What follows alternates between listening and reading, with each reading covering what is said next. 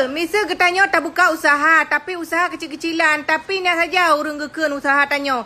Hey, sekecil apapun usaha kita, kita tetap bosnya. Walaupun di kantoran kita bos, di atas kita masih ada bos, tetap anak buah. Cubul, kiban menyana urung pegahaba luar nanggro, sikat rigo talo tima, tamahlah bacut tu, talo ke iang ngom. Tidak masalah, selama dia tidak membicarakan orang lain di belakang. Yang penting, muka bebu melika baik. Masalah rigo talo tima, nyaur salika. Oh, kiban tak pegat. Kalau tak persikula dari hipak luyak, jino kalaga, kahang item le, ngan tanya.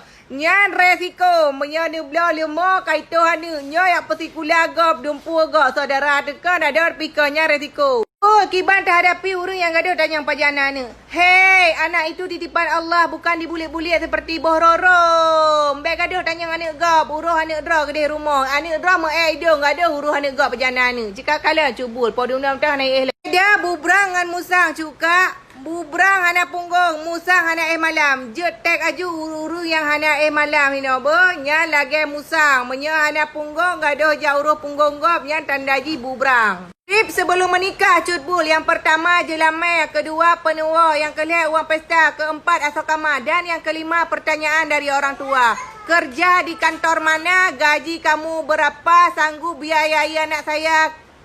Cutbul, misal tanya anak pendek terjak kuliah, tapi ke pekawai laju le urang si. Terkiban Cutbul, lebih gad daripada ajak kuliah, bepengya hanya kebut. Lebih gad hanya ajak kuliah, le menikah, insya-Allah berkah dunia akhirat. Menikah haju baga-baga. Tanggapan Cutbul ke ngan tanya diam-diam di follow lah kau tanya pakai fake akun.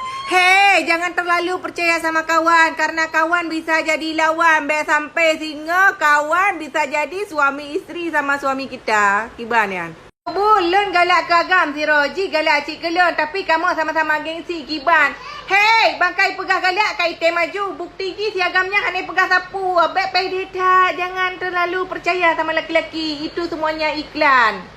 Bu, kiban menurut Rona meyana urang yang galak pamer harta bah dipegah orang kaya. Pamer harta hana masalah, yang penting baik pamer lah kogok. Lucok lah kogok, pamer lembak gok. Bahawanya lah koji pada haji, cok lah kogok. Pegah bagok, bahawanya lah kojinya lebih bahaya. Hai Cutbul, long jelame kasih, bahkan lebih lah mandara baru kolam nakiban tak pegot. Silakan datangi TPU terdekat. Mungkin jodoh anda tidak ada di alam nyata, bisa jadi ada di alam gaib. Cijak kalian, sosru orang perempuan baju-baju putih, idaman para pria. Cutbul, lon kena pacar, tapi aku laki posting foto kebersamaan kamu item sedihku.